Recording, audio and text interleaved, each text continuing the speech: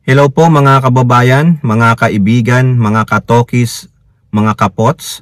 Kamusta po kayong lahat? And welcome po muli dito sa ating channel, Simply Tokis Vlog. Tayo po ay magbibigay ng ating komento, opinyon at reaksyon sa mga maiinit na usaping politika sa ating bansa. At maraming salamat po sa lahat ng sumusuporta, tumatangkilik at tumutulong sa ating mumunting channel. May God bless us all, may God bless our country, the Philippines, and may God bless and protect the Marcos administration from the forces of Kampo ng Kadiliman and their minions. Pag-usapan natin mga kababayan, ito pong sa Senado, no? Kasi may ginawa po ang Senate President, no? At malamang meron nga diyan former Senate President si Drilon may katotohanang sinabi. Wala siyang pakialam kung dilawan man ng prosecutors o anuman.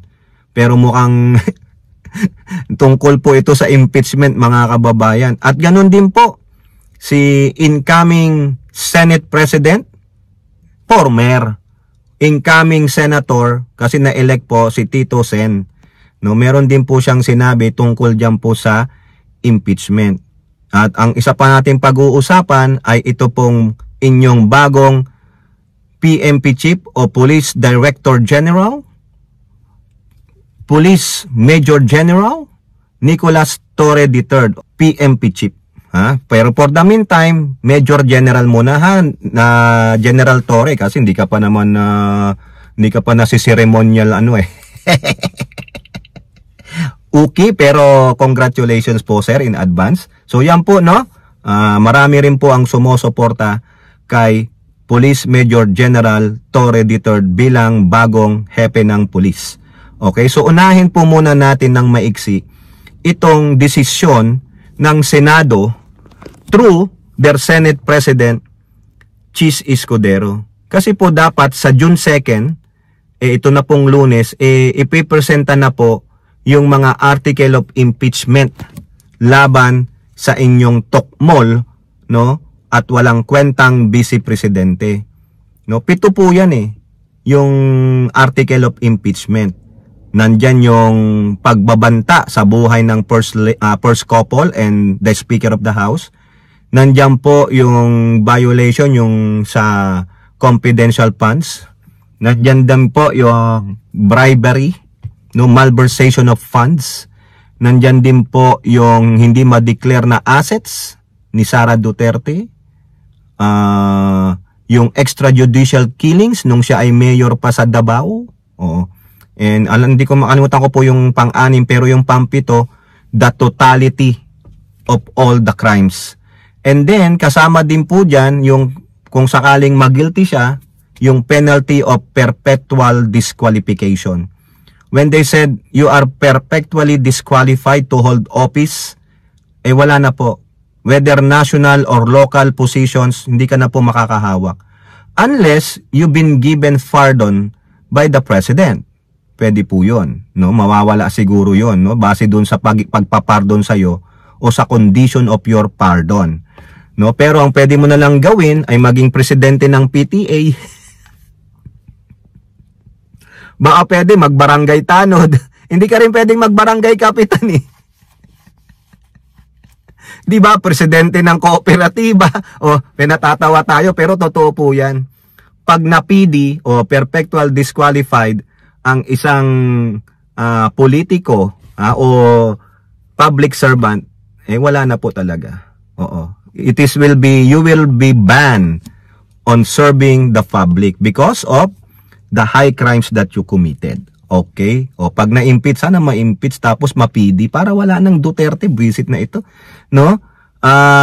Ang problema mga kababayan, instead na sa Lunes na po iprepresenta yung article of impeachment, babasahin yan, pinagpaliban po ng Senado.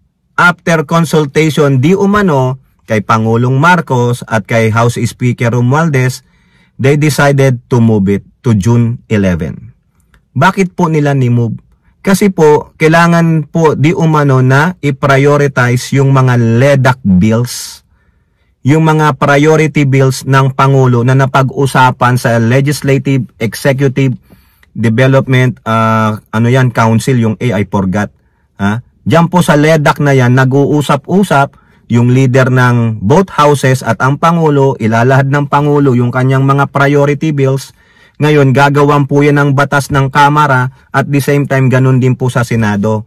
Pag nagka-agreehan na yan, okay, approve sa House, approve sa Senate, iprepresenta sa Pangulo, gagawing Republic Act. Ang problema po, mga kababayan, sa dami po ng LEDAC bills, 20 po yun eh. If I can remember. Natapos po ng House yung 20. Talagang nagtrabaho ang House. Bago po mag-December last year, natapos po nila yan. Pinorward po nila sa Senado.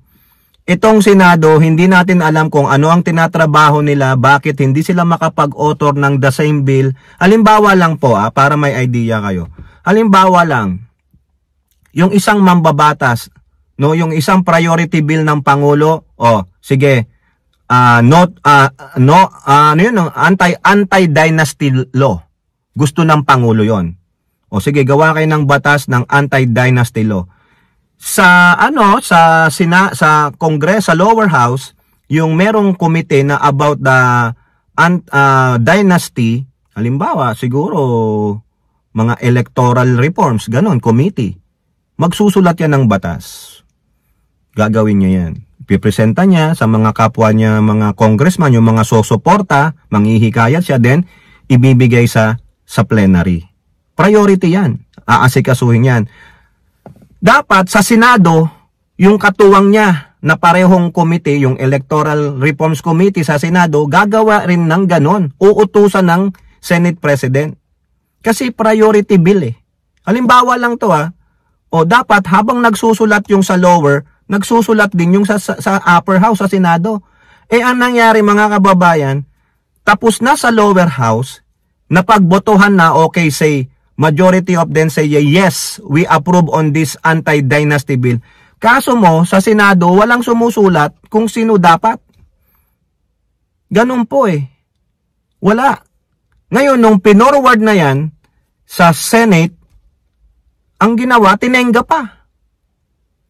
Sinabi ko sa inyo, kung maalala nyo, tinapos ng House yung remaining 16 na LEDAC bills ng Pangulo bago mag-December last year. Pinorward sa Senado. Wala. Inupuan lang ng Senado. Wala eh. Ano lang na ipasa ng Senado? 3, 4 lang na bills na pinirmahan ng Pangulo, naging batas.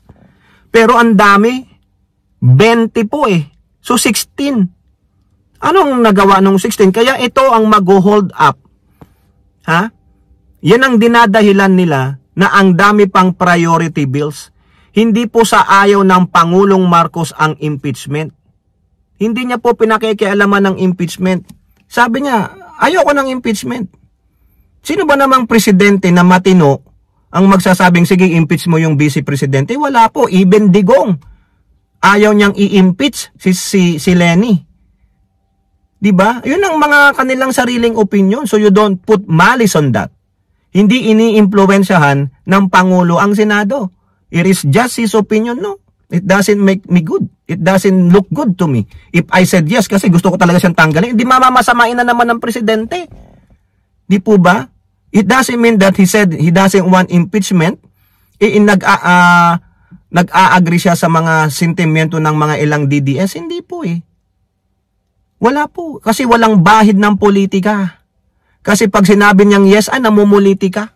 Diba? Masama na naman ng presidente. Damn if you do, damn if you don't. Diba? Kasalanan lahat ng presidente. So hindi po yun ang dahilan. Ang dahilan is they have to finish all the LEDAC bills before the end of this 19th Congress. Hanggang June 30 na lang sila. Iririgidon nila yan. So wala silang oras para i-ano pa ang impeachment. Ang start naman ng impeachment trial nyo ay July 30 on the new Congress. Ang tanong nga dyan, matutuloy ba yan? Yun ang rason ni Escudero. Kasi ang dami pang priority bills na naiwan sa LEDAC. Kasalanan nyo naman yan eh. Mas marami pa kayong ginawang hearing. Punyetang hearing. Wala naman kayong nagawang in aid of legislation. Si Bato, ilang beses yung kanyang in aid of legislation moto proprio sa ano daw, PIDEA leaks. Si Rapi Tulfo ko, ano hearing. May nagawa ba kayong in aid of legislation? Si Hontiveros, may nagawa ba? O yun, nakulong naman si Kuy Buloy. Sorry naman Senator Hontiveros. O diba kung ano-ano pa. Dapat inunan nyo muna yung LEDAC bills. Ano pa ang sabi ni Senator Win Gatchalian? O hindi naman maapektuhan yung paggawa ng batas. Gumagawa nga ba kayo ng batas? Kung gumawa kayo ng batas, di sana natapos na yung LEDAC bills na yan. The priority bills of the President. Diba? O ngayon, anong sabi ni Tito Soto, mga kababayan, the incoming senator? Baka nga daw hindi na matuloy yung impeachment na yan. Baka wala na. Yun naman pala, di sayang lang yung mga robe na pinagawa. Ginastusan ng milyon yung roba na yan. O, paano na? Ayan po yung balita sa politiko. Sabi ni Tito Soto, baka wala na ngang impeachment sa 20th Congress kasi mas uunahin natin ang pagsulat ng batas. Dalawa ang dahilan bakit may conflict. Diba? O, ayan po, sinasabi ni Tito Soto, yung mga dahilan. Diba? O, hindi matutuloy kasi kailangang tapusin ng mga batas. O ano pa? Baka may conflict sa pagpapile ng impeachment kasi baka new Congress inaipile ng 19th Congress. O, di ba? Yun lang very labo-labo na mga kababayan. Kaya nga sabi diyan ng politiko, labo-labo na sila. Hindi natin alam ano ba talaga. Ang sambayan ng Pilipino, 61% they want to see an impeachment trial. Base po yan sa isang survey result. Yung 50% na sinasabi ng Pulse Fake Asia ay ayaw ma-impeach, ayaw nila, pero 61% they want to see an impeachment trial.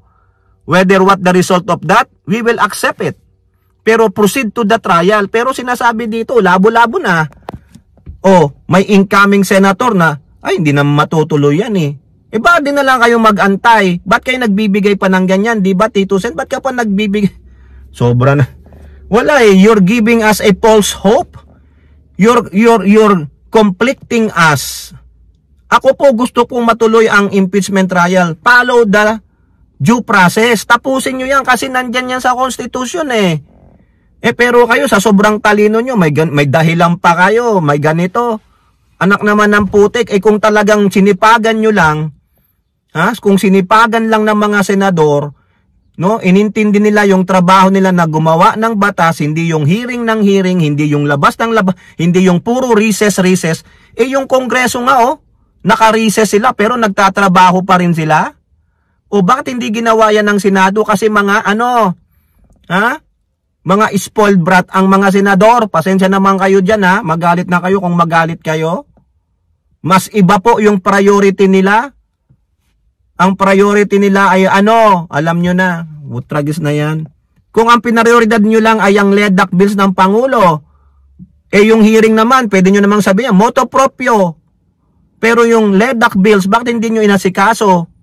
Ba't hindi nyo tinularan yung HOR? Diba?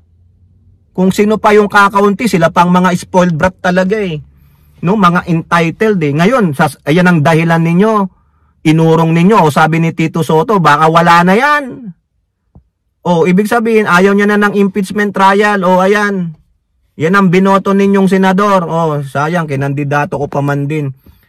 They're giving us false hope. Wala po Wala tayong makitang positive sa kanila, tong mga senador na to. Kaya alam mo na hindi nila i-impeach si Sara Duterte kahit na ano pang sabihin ninyo, I will look upon the evidence. Sabi ni Lacson, I will start with the blank paper. Nako, wag nyo na nga kaming gaguhin. Patuloy nyo lang kaming inuuto at iniinsulto. Sino pa ang nagsabi dyan? Si Drilon, hindi na daw yan matutuloy. Sasabihin niya daw sa inyo, tahasang sinasabi ni Drilon na hindi na matutuloy kasi bakit? Walang numero, walang clamor. Nako, wag naman kayong ganyan. Sobra. False hope. They're giving us, patuloy tayong iniinsulto. They're mocking us. Yan po nakakabanas. Why don't you just proceed with it, dude? Diba? Saka nyo na yung LEDAC bills, tinenggan nyo nga tapos idadahilan nyo LEDAC bills. Talaga naman ang tindi nyo mang insulto. Ha? O now, punta naman tayo kay General Torre. Maigsi lang to. General Torre, congratulations po ha. Ikaw po ang napili ng Pangulo bilang bagong Director General ng Philippine National Police at kauna-unahang PNP Chief na nagmula sa Philippine National Police Academy. Congratulations po sa PNPA at nakapag-produce kayo ng mahusay, matapang, principled cadet, no, na nagmula sa inyong akademya. Hindi tulad ni Bato. Okay na? Sobrang himod ang puwet kay Digong. Okay? So, si General Torre lang naman ang kumatay, no, kumatay, quote and quote, sa magkaibigang parehong mangkanor na si Pacquiao Quiboloy at si Manyakol, Mandarambong, manluloko na si Digong Duterte. No, wala po siyang pakialam kung ano ang criticism sa kanya, lalong-lalo na sa mga Duterte minions at kay Bato na sinabihan bang pwede bang itigil mo na yung pagsasaliksik, wala naman si pastor dyan. Hindi po, tuloy. Yun ang tinatawag niyong obey first before you complain. Di ba, Bato? Alam mo naman yun. Oh. Okay, so congratulations po. Binabati po dyan si incoming PNP Chief Torre ni Dilima. Uma-agree po siya. Kay former DILG Secretary Abalos. Kay House Speaker Martin Romualdez at yung iba pa po. Ako po, happy po ako siya ang naitalaga dahil alam naman natin talagang nagtatrabaho yan. Wala siyang pakialam sa naysayers. Kaya humanda po yung mga napailan ng kaso ni CIDG Chief and incoming PNP Director General Nicolas Torre III. O may kinasuhan siyang mga kaso dyan eh. Lalong-lalo na yung nagpakita daw na nasa hospital siya. Mga animal, di ba? O, congratulations po, Police Major General Nicolas Torre III, incoming PNP Chief or Director General, no? Maraming salamat po, no? Sana tuloy po ang trabaho ninyo at nangangako naman siya na tuloy ang serbisyo at malinis na kapulisan. Sana ganun din po. Sana tularan mo yung sinabi ni current PNP Chief Marbil na pag nakagawa ng pagkakamali ang pulis, hindi po ibabato sa Mindanao, kundi talagang tsugi, tanggal ka agad. Ganun din po sana para malinis po ang mga kapulisan. Hindi naman sa malinis ng tuluyan kasi talagang may mga tiwali dyan, may mga kartel dyan, pero wag naman po sana madamay ang mga mabubuti at tapat na mga kapulisan. Okay? So, we're hoping big things from you, General Torre. We're hoping good governance dyan sa hanay ng mga, good leadership, good leadership, ha? Dyan sa hanay ng mga kapulisan. Mawala sana ang mga tiwali at mabago ang imahe ng mga pulis. Ano yon? Mga praibutod at mga power trip. Pasensya naman, hindi naman po lahat ng pulis ganyan, ha? O, dun lang po sa mga nasapian ng mga tulad ni Digong. Masasamang elemento ng kademonyuhan. Okay? Once again, congratulations, Police Major General Nicolas Torre III, incoming Philippine National Police Director General. Okay? Kayo po, ano pong inyong masasabi? Comment down below and don't forget to like and share. Hope to see you in the next videos. Bye-bye. God bless.